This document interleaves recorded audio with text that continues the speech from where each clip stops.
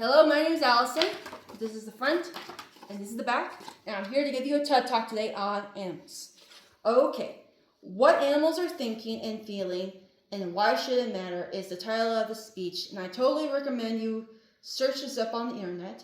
It was by Carl Safina, and it was done on July 13th, 2016.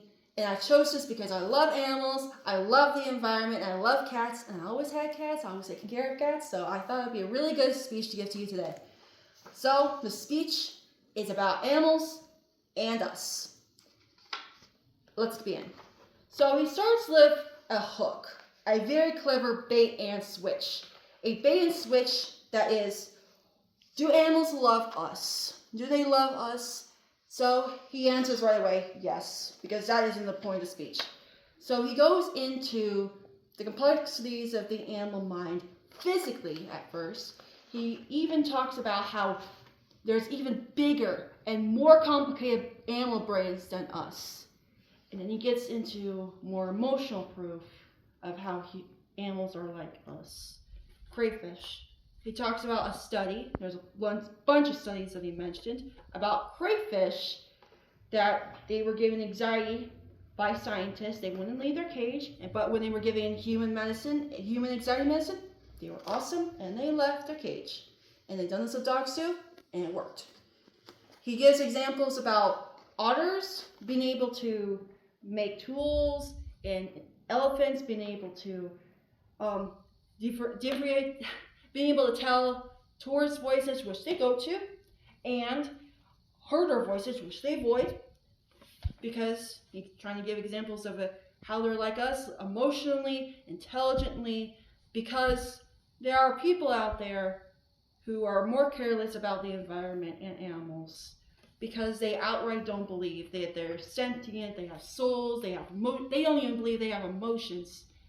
And he gives this even to people that know this, because he wants us to know these things, but it's just like to keep it in our mind what we're doing to convince us to be more careful about our actions. He gives the example of the albatross, about how it will fly 10,000 miles, a very caring animal, to feed its baby, but sometimes it comes back with trash and that baby dies.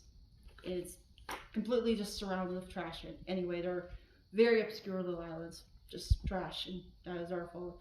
And I do agree, even I mess up, that we should be more conscious about our actions with animals and the environment and the ecosystem. Like there are plenty of times, he gives examples in his video, that we remove an animal or overhunt them, the ecosystem goes out of whack.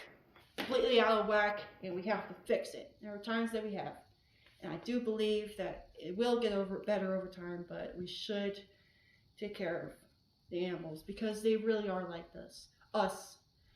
He gives examples of how killer whales never killed anyone outside of captivity, even though they're vicious to their prey, and how dolphins are able to sense when a person dies, and it gets sad. And I do believe that he gave the speech in a friendly conversational tone to be able to deliver the speech and have it be more effective and more palatable to us, because these are really, really hard things to hear. He even mentions stuff about like people eating dogs, and that's not something that's taboo, but he was very charismatic, and I think that's a very important skill to have when you're talking about important things. And he was successful. He got almost 3 million views. And all the comments are just talking about how they connected. And so have I. Please watch the video. Thank you very much.